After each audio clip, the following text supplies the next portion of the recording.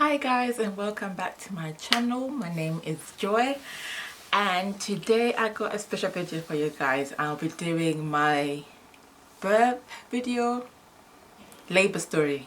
Labor story basically. And yeah, so before we get into this video, please subscribe and like this video so that I can create more content for you guys. So right, let's get into it. Right, so when I was pregnant, this kind of videos were very useful. I used to watch them like all the time. I used to watch so many videos because I wanted to be prepared, you know, for what was going to happen. And so I gave birth on the 6th of September 2020. So my little boy, his name was Isaiah Alexander Nelson, and he's a Virgo, and I love him so much. He's the cutest thing ever, and I love him to bits. Like when you go through labor, whew, I'm just gonna leave it there. So okay, just gonna look, how should I do this? I might just do like a little, what should you call it, a little recap before I actually gave birth. So before my labor, sorry. So originally I wanted a water birth, like all natural, you know, like, so yeah, I planned for a water birth, and that was my original plan. My midwife appointments, it's like I was the one that had to ask questions. I'll be like, oh, so when are we gonna discuss like my what you call it, my birth plan and stuff like that. They're like, oh, you know, you just, when you get to the hospital, just tell them what you want. I'm like, don't you have to prepare for this? Like, I should tell them what you want. So my midwife didn't even tell me anything about birth plan or like different types of like medication or different types of pain relief, none of that. So I think the reason why I'm making this video is I want to educate and stress how important it is to do research. Like, don't just rely on the hospital, the midwife, the nurses, the doctors to that know what's best for you. You need to really do your research. So before I actually gave birth, or when I was close to giving birth, what I actually did is I was researching all the birth, all the pain relief methods. So like epidural, the injection, I can't remember what it's called. Sorry, I got baby brain. There's an injection that you get, and then there's gas and air, and there's water birth. Basically, they see that as pain relief. I think that's the four main ones. Yes, originally I was saying I wanted the water birth, but things can change. Anyways, I wanted to understand everything, like the side effects of each thing, the pros and cons and stuff like that. And also what you need to do is like you need to research your hospital that you're going to. Like, do they provide like water birth or this and that? You need to really research. Right, that's the first thing. You need to do your research on all the pain relief, and also not just pain relief, but just like watching a lot of videos to know the things that can go wrong. So for example, I also researched like C-sections. Even though I was like, my pregnancy was a low risk and everything was fine, I still researched C-section, like what happens in a like everything that, like, you know, what people say about it, the pros and cons, how people feel about it, everything. I had to research like the worst case scenario that can happen as well.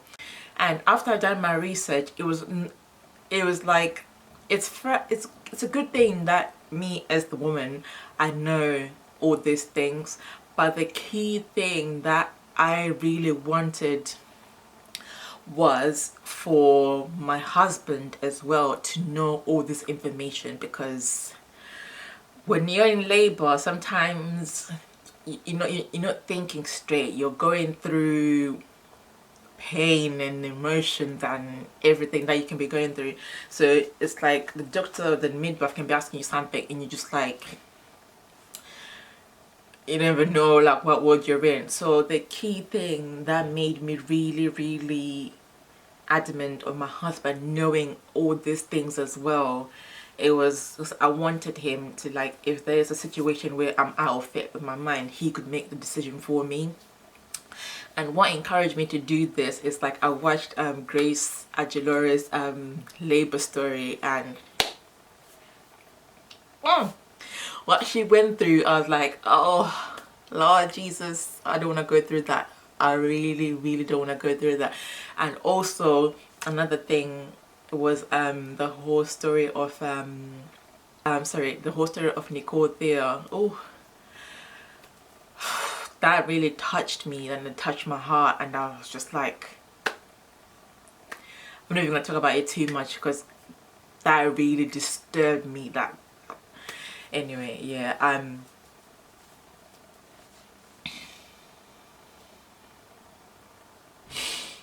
yeah, sorry,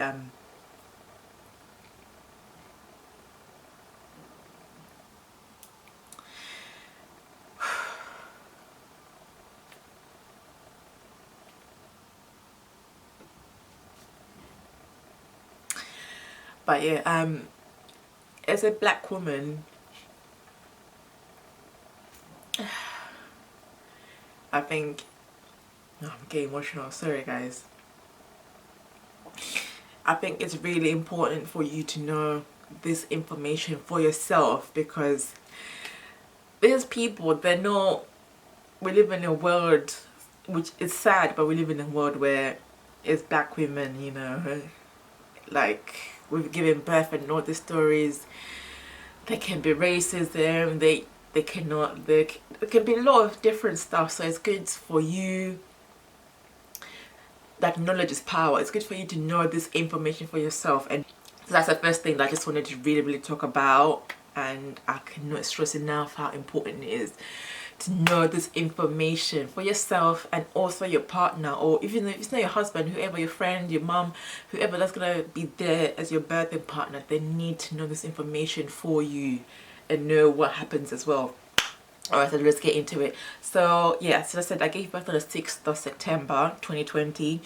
So my estimated due date was 29 August. So I was like already late, and I was supposed to actually be induced. And now, when my midwife told me, oh, you might have to be induced, I was like, oh. Again, my mind went back to watching Grace Agilora's video, and they were saying she was saying how much pain she went through from being induced. I was like, Lord Jesus, I don't want to be induced. So I think I saw my midwife on Wednesday, 3rd of September, and she was like, you might have to be induced on Sunday, the 7th of September. No, Sunday. Yeah, it's Sunday, yeah. Sunday the 7th of September. I was like, I don't want to be induced. And honestly, all these videos on YouTube of how to induce labor, like eating like hot food or like this and that, I was like, really? Is that really gonna work? Like, all my friends that were like, they're just like, you know what, this baby's gonna come out when he wants to come out. So I was like, fine. But the main thing that a lot of people say helps to induce labor is walking. So I was like, all right, fine. So the midwife on Wednesday, she's saying on Sunday you have to be induced. So on Thursday I was like, all right, fine. Then we, I was exercising a little bit, you know, throughout the whole pregnancy, but at the end maybe I got a bit lazy. This, I went for a walk in the park. I think it was like a mile walk with my sister. Who was like, I forced us, like, you have to go and walk with me so that this baby can come out. So I went for a walk, and when we were like walking about 10 minutes into a walk, I was like, oh, I had to stop. I was like, this baby is, the baby was sitting so low, like low. And I couldn't move. I was like, oh, you better hold it there. I don't know if it was a contraction or what, but I didn't know what it was. I was like, I don't know. Okay, I'm feeling something. Then that kind of thing will go. Then again, we'll start walking. Then I'm like, ooh, hold up. There's something. There's something. But yeah, so we finished that walk, and again, I was walking, so I was like, one step, two step, one step, two step. And so I think that walk did help something. And Thursday evening I could not eat. It was dinner time. Then I was like, so I ate a little bit and I just threw it up. I was like, oh, what's happening? I just went in bed. I'm like, you know what, I'm tired. Friday now, I actually went hospital because I was just concerned, like, why are my contractions just like, you know, up and down, not progressing. Then they progress but not staying for long. So I went hospital just for them to check the heartbeat of the baby, to check the baby is fine. Went hospital, they checked the baby, the heartbeat and everything. They said you're fine, you are in labor, but you have to be in labor at home till it like progresses, then you come hospital. So fine. So Friday when I came home, after hospital, when I came home, I was just having contractions the whole day, and it was just like, it was just annoying, like, why is it not progressing? So Friday, when I came home again, they were not progressing, and then Friday night when I came, like, I did not sleep. So everyone went to bed like around 10 p.m. and whatnot. I could not sleep. I was having these contractions. Like, I was kneeling on the floor on the corner of my bed, like right there, just breathing and breathing, and then rocking back and forth, and I was just like, I don't even know how to explain it. I was having contractions. They're not 2 minutes to 4 minutes apart, but I had contractions the whole night. The whole night I was having contractions. So I don't even know how to explain it, but it was like pain, and I was just like, I was just doing this like weird, like I sounded like a cow, like I was making this weird, I was like, oh, because I was trying to breathe, and I was like, all this hypnobirthing that I've been learning, I was trying to do that, you know. They were saying, oh, you need to preserve your energy, and you need to, like, you know, inhale through your nose and like slow breath out. By the end I'm just like, oh, and it was not nice at all. So then, as a Friday, I did not sleep, and that went into Saturday morning. 8 o'clock, when everyone woke up, they were like, you didn't sleep, did you? I was like, no. And I remember I would go up and I went to the toilet, and I was like, I just started crying, and my husband was like, to him, I can't do this anymore. Like, I can't.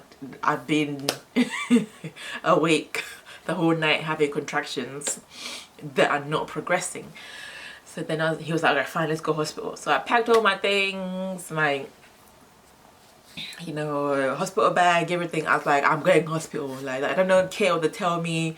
Like, I'm coming hospital. Actually, we called them. I was like, look, I've been having contractions the whole night, but they're not progressing. Like, I don't know. Like, can you just check something? And they're like, okay, fine, come. So I went to hospital now, and I went to the labor ward. No, there's a labor ward and there's a birthing unit. So I went to the labor ward. So in this ward, it's like a big room, and there's like curtains and different beds. So I went there. First thing they did was like, okay, you need to do a pee test. So they took my urine sample, and they were like, you have what do you call it? Is it high ketones? Yeah, they said my ketones were high and I need to bring them down. And that's because from Thursday to Saturday morning, I really haven't eaten anything. And they're like, yeah, you need to eat something. And I don't know what. It was just that I was just throwing up this kind of yellow liquid thing. But I could not eat anything. So I had no energy whatsoever. So, okay, the whole of Saturday, when I'm like in this birthing ward or birthing unit, they were just monitoring me. They gave me a drip to they said the drip helps me to hydrate me and also make me not sick, like vomit. So they'll bring me food. Oh, I said the nurse that I had,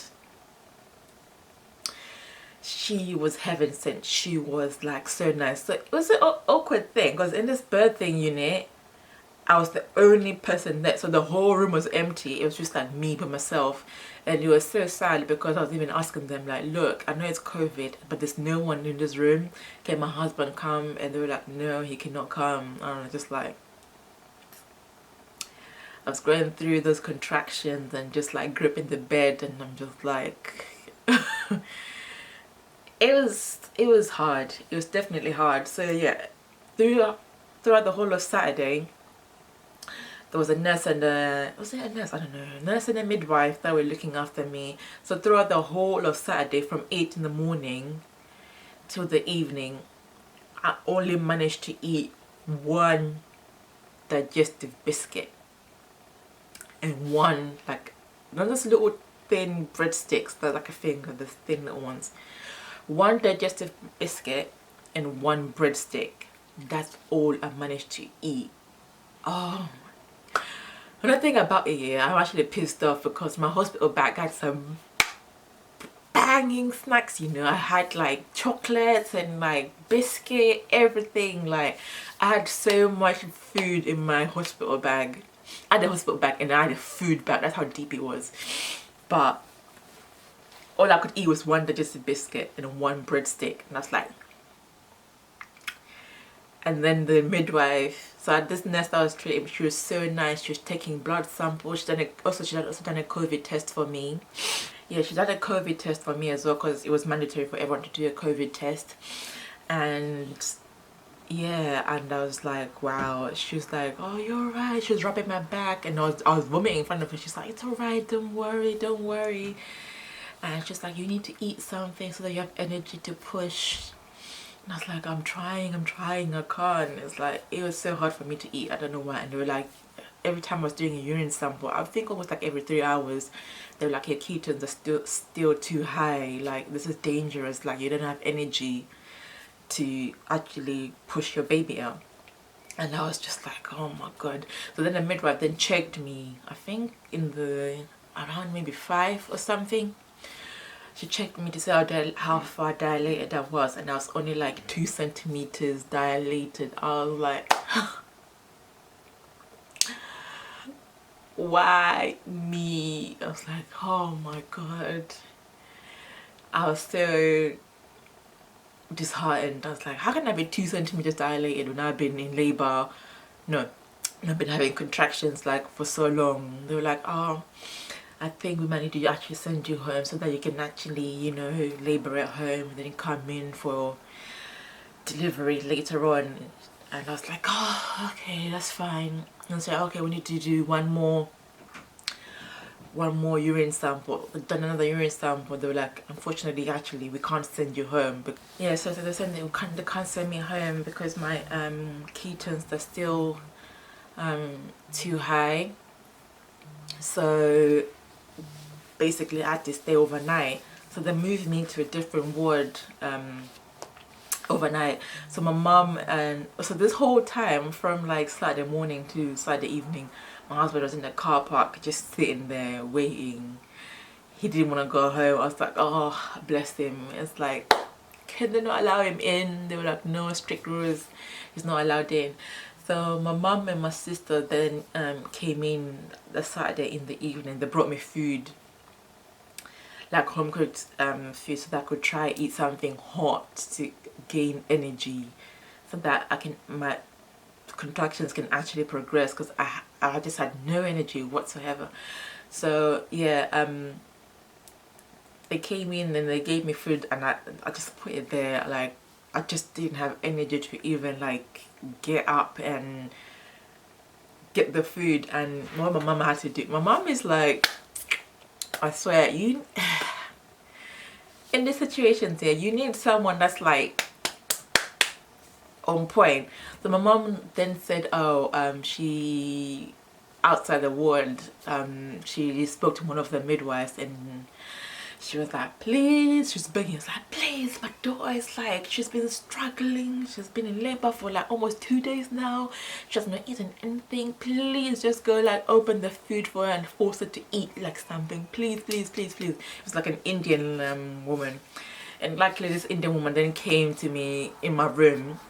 She's like, your mom told me that you need to eat. I'm like, oh man, she actually opened all the bags of food, and she's like, hey, you actually need to eat something. Your mom said to me like you need to eat.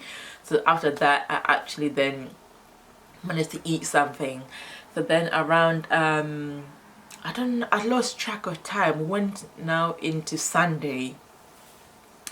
I think Sunday, like Sunday in the evening, I was having this weird like pushing pain, and I thought I wanted to poo. Actually, yeah, that's what this. So yeah, I was like, oh, I feel like I need to poo. So I went toilet now, and everything was so long because I had a drip on me. So I was like getting out of bed. I'm having contractions. I was taking 2 steps. I'm like walking contraction. I'm like, oh. When you're in that situation, I did not care what kind of noise I was making.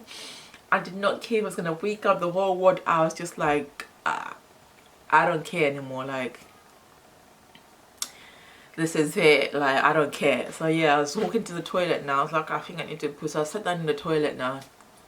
And this is me pushing and pushing, thinking like I actually need to poo, but then nothing was coming out. I was like, okay, that's weird. And also because I've been drinking so much water for the whole day, I needed to pee.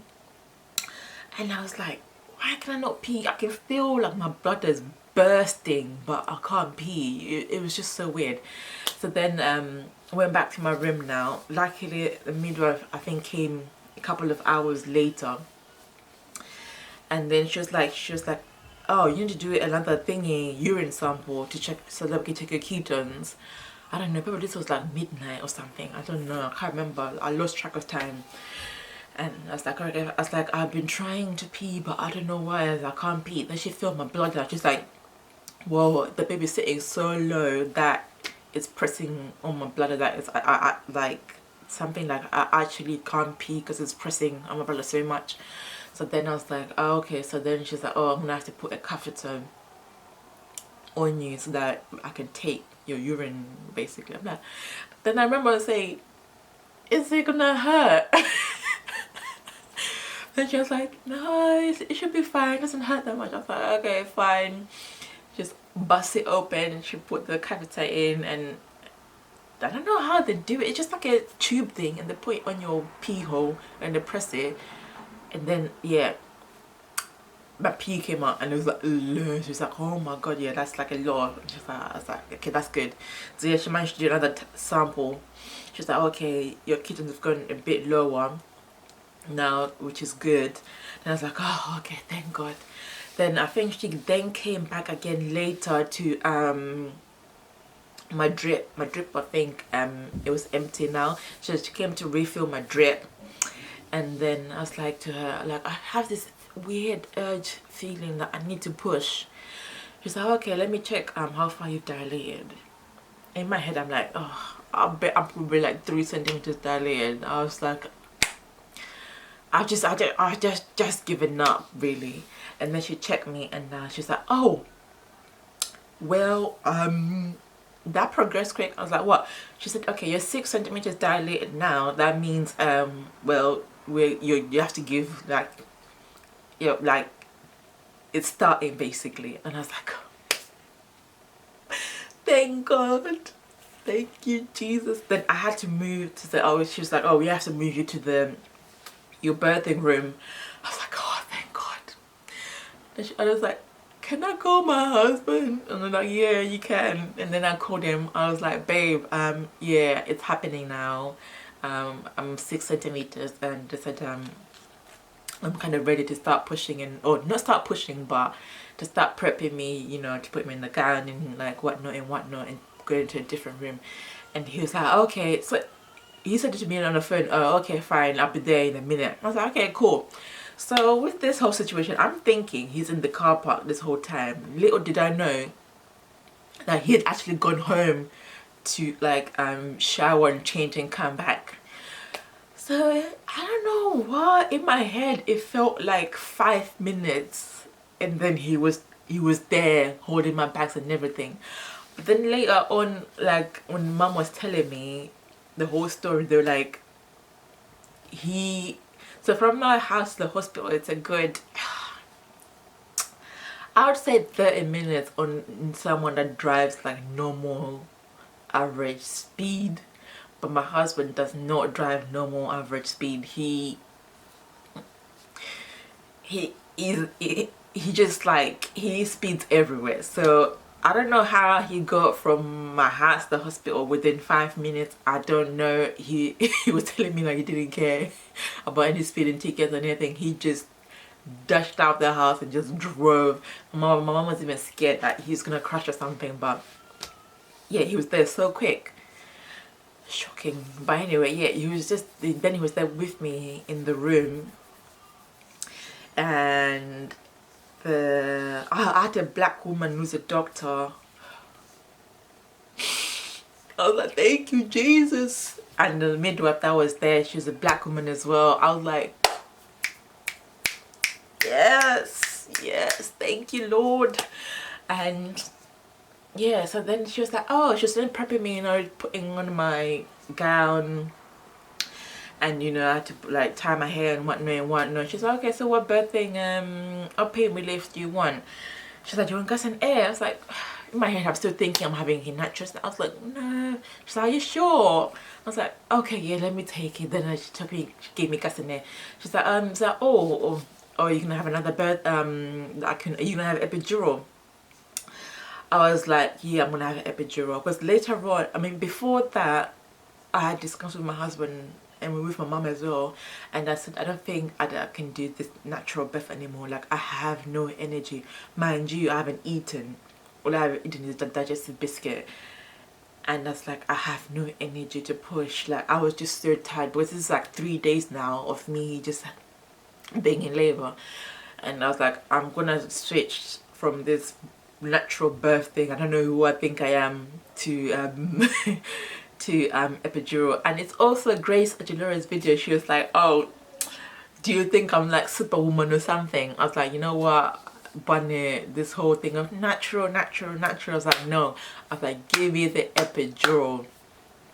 So yeah, I was 6 centimeters dilated, and I decided to have the epidural. And then, so when you have epidural, there's like special people that do it. So it's not a doctor or the nurse that do it, it's like just people that actually have to do it for you. So they called them in, and they were like, oh, because I'm so far long dilated, I only have about a 20 minutes window to actually get this epidural. And I was like, okay, fine. So they were able to, they came within like 5 minutes, and yeah, they done it for me. They were so nice. It was 2 guys that were doing it, and they were so nice. They were chatting to me, and they were like, oh, good luck, and stuff like that. So again, from doing my research, I knew what to expect from having an epidural. I know, like, before you give birth, they have to check your legs to see if you can feel anything. So while I was expecting that, even though, like, because of the gas and air, I was a bit out of it, but I was still expecting that, and my husband also knew what to expect, because I had to like teach him and like proper tell him all the stuff. So yeah, with the epidural, I think I had like, I think they're still a bit fuzzy. I don't remember everything exactly. I think I had like 2 doses. So she put in the first thing in the tube, like a first liquid thing. You could actually feel it, like a cold liquid going through. She put the first one in, and she was waiting for that to kick in, and then she done like a test with like, it's got like a spray bottle of like cold spray, and she's spraying it on my legs. She's like, can you feel that? It's like, yeah, I can still feel it. And I said, okay, fine. And I think she put the next one in, waited another like I don't know, maybe like 20 minutes, and then she did it in the free spray again on my legs. She's like, can you feel that? So it's like from your legs to like about here, you're not supposed to feel anything. If you can, that means the epidural is not working yet. So it's like, yeah, no. And I was like, yeah, I can't feel anything. She's like, okay, good, it's like working now. And she was like, so I think the epidural got it around 6, and I was 6 a.m. in the morning, and then sorry, this is Sunday now, and then yeah, because I was 6 centimeters dilated, and they usually say it takes 1 hour, an hour from my research for you to be dilated to each centimeter. So from 6 to 10, I was expecting another 4 hours roughly. That's what she was saying anyway. I was like, oh, 4 hours is long. And then the doctor then came in, and you know, they opened my legs and everything. They're just checking. They're like, oh, well, this is happening now. She's like, you're fully dilated. I'm like, what? I was expected to wait like so long. So from 6 in the morning, I think from 6 in the morning to 8 in the morning, I went from 6 centimeters dilated to 10 to giving birth. So it all happened like so quickly. So with epidural, I did not feel a thing. They told you when to push, and because also I think the baby was distressed because the baby was one late and he was getting agitated. So they were like, the doctor was like, oh, we might have to use a vacuum thing. When I heard them, like, well, I don't want no vacuum thing on my baby's head. They were like, if it doesn't progress quick, can I use a vacuum? I was like, no. I was like, I have, because I didn't have energy at all. So it's like in my head I'm like, I don't know where the energy came from. I just started pushing and pushing and pushing. So I pushed for like probably like, I say like 20 minutes that I pushed, less than that. And then the baby came out, and also they cut me like do you know, like on your vagina hole, and then your bum. No, you got a vagina hole, and then you got a little space, and then your bum hole. So my vagina hole like that, they kind of cut me sideways like that to help the baby come out quicker. And because I think the doctor saying it looked like I was gonna rip if I continued pushing like naturally the way I was pushing. So yeah, she cut me like that, and baby came out. It was all emotional. They put him on me and he started crying. I was like, oh, my little baby.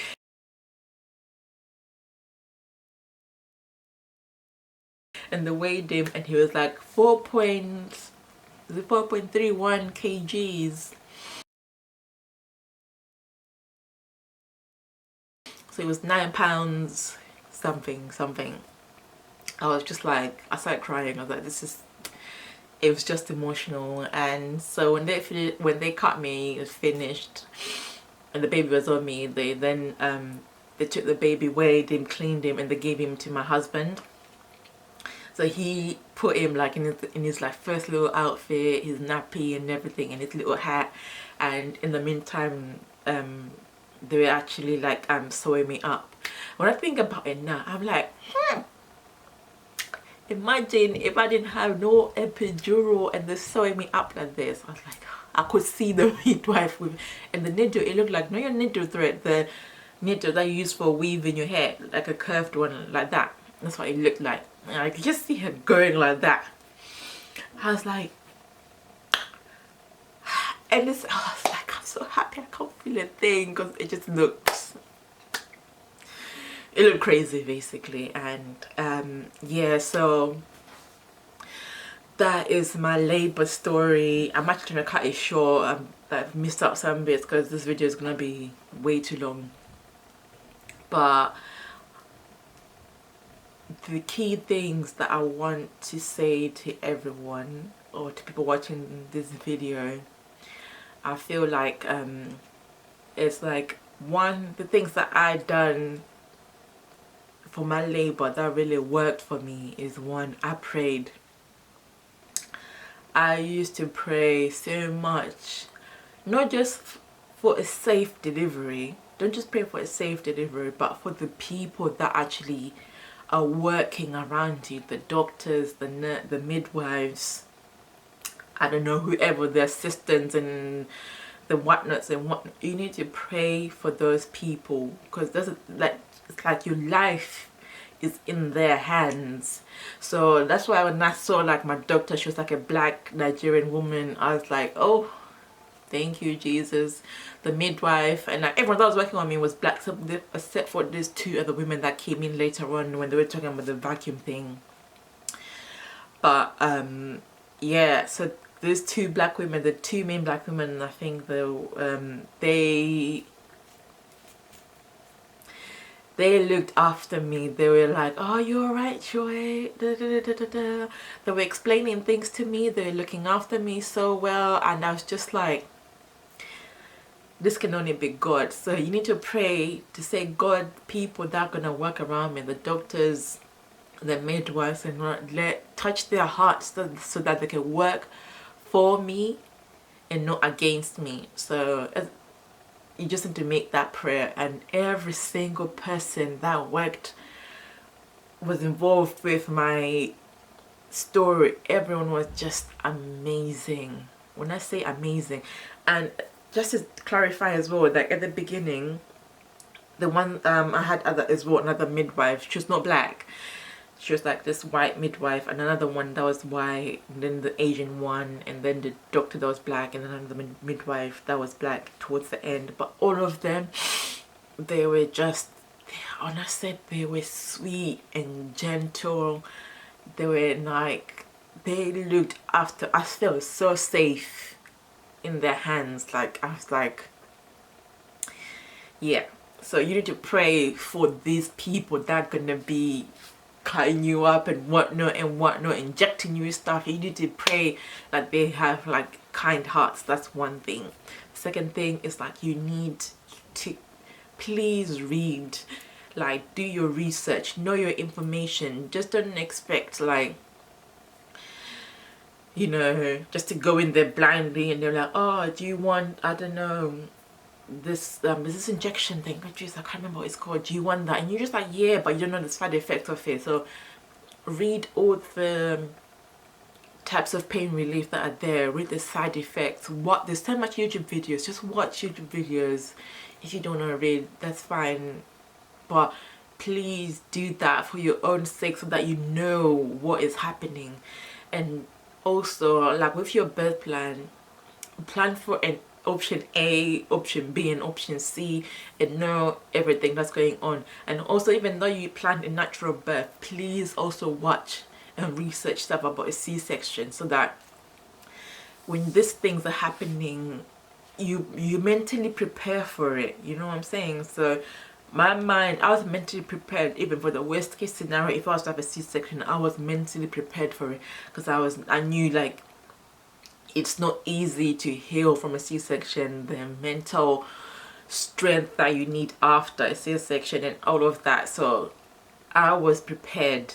Obviously you can be prepared, but also like going through it, it's a whole different story. But at least it's not like a shock to the system. But yes, so this is my labor and delivery story. I hope this helps one person. I'm sorry it's so long, there's so much information, but I try to cut it and be like as quick as possible with it. And also, if you're pregnant right now, just take care of yourself. Don't take anything for granted. Like, you need to stay safe. And yeah, and also like with the cut that I got, no, I can't remember the word. With the cut that I got, like my postpartum story, that's a whole other story. But yeah, that was difficult as well, because like I could not sit down, like trying to pick up the baby, I could not actually pick him up. But it healed within like I'd say fully healed with like 3 months it took for that to fully heal. I'll sit in like warm water and sea salt every day. That helped the wound, the stitch, to close up and heal up as well in a faster way. I don't know if you guys know that, but this is what my mum like told me, and this is what she had done as well. That helps to heal it. And also with my stomach, like my mum, what she would do, she would put like your normal towel that you use to dry yourself, like the big ones, put it in hot water. But before I just say this thing, please be careful if you're gonna try this, because if you don't know about it, research it. I don't want to, like, you know, someone to come back to me and, oh, the advice you gave me, I burned myself and whatnot and whatnot. But I'm just gonna tell you how to kind of get your stomach flat quickly. Yeah, so you get like a big towel, put in like the middle of it in hot water, then you get another dry one and you kind of put it like, so this is a wet one and this is the dry one. You kind of put the dry one at the bottom and you kind of just like squeeze the water out, then let it like cool off a bit, then you put it on your stomach like that flat, and then you tie it at the back. So you do that maybe twice a day for, I don't know, 2 weeks if you can. I only done it, I think I've only done it like 10 times, maybe less than that, honestly. But what I got like a waist trainer thingy from Amazon, and I just used that. But yeah, those are the things that I done. I'm still not back in shape, but those are just a few things that I done to, you know, try to get back to normal. And I'll just say be patient with your yeah, so I was saying just be patient with your body. I think you'll get back to normal. You know, it takes time. Even me right now, I still don't feel like myself, and it's been 4 months. I still feel I've gained weight in places and this and that, but yeah, you get back to normal naturally if you can. And also another quick thing I wanted to touch on very, very quick: breastfeeding. When I started breastfeeding, oh, the pain of breastfeeding in the beginning, and it's like all these African aunties or whatever, they don't understand, like, what do you mean pain? Like, just continue breastfeeding. But I had a lot of pain, I think, the first week of breastfeeding, and I was telling my midwife, and my midwife was just helping me. She was like, just count to 10 and breathe. I was like, bruh, it still hurts. I'll count to 20, it still hurts. But yeah, it slowly, my experience slowly then became easy, and now I don't feel pain at all. So yeah, if you got any questions for me, I'm gonna leave my Instagram below. Like, you can DM me. I know when I posted about I posted my stomach after I gave birth on Instagram, and a lot of girls were asking me, women are asking me in my DMs, like, oh my god, how did you get your stomach flat? I'm like, flat? Like, I still got a pouch, but I had women asking me like my stomach looked better than their situation when they gave birth. So I was just like, I have had a lot of messages on Instagram, my DMs, people asking me, you know, just a couple of like questions and stuff like that. So if you have any questions about anything I've said, I'll leave my Instagram below. It's the best way to contact me. You can just DM me and I'll reply if you've got any questions and stuff like that. Yeah, thank you guys so much for watching. I'll see you guys on my next video, and don't forget to subscribe. Bye bye.